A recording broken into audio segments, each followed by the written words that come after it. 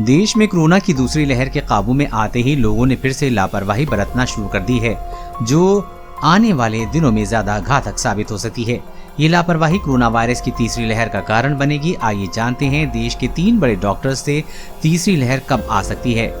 Number 1, AIIMS Delhi के निदेशक doctor Randeep Guleria, यानी कि कोविड उपयुक्त व्यवहार का पालन नहीं किया गया और भीड़ भाड़ नहीं रोकी गई तो अगले 6 से 8 सप्ताह में वायरल संक्रमण की अगली लहर देश में दस्तक दे सकती है।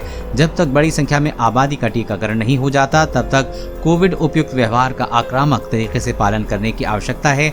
अब तक इस बात को कोई सबूत नहीं है कि संक्रमण की अगली लहर में बच्चे अधिक प्रभावित होंगे।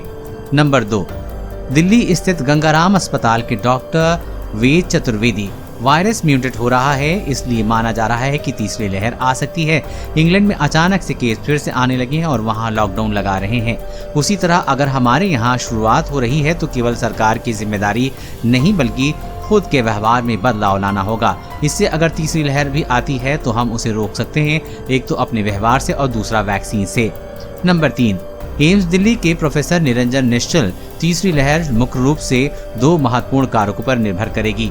पहला वायरस से संबंधित और दूसरा मानव संबंधी।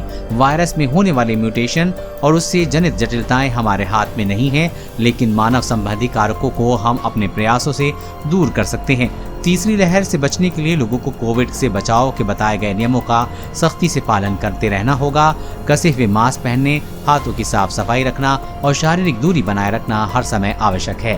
कोरोना वायरस और कोरोना वैक्सीन से जुड़ी हर अपडेट पाने के लिए चैनल को सब्सक्राइब करें।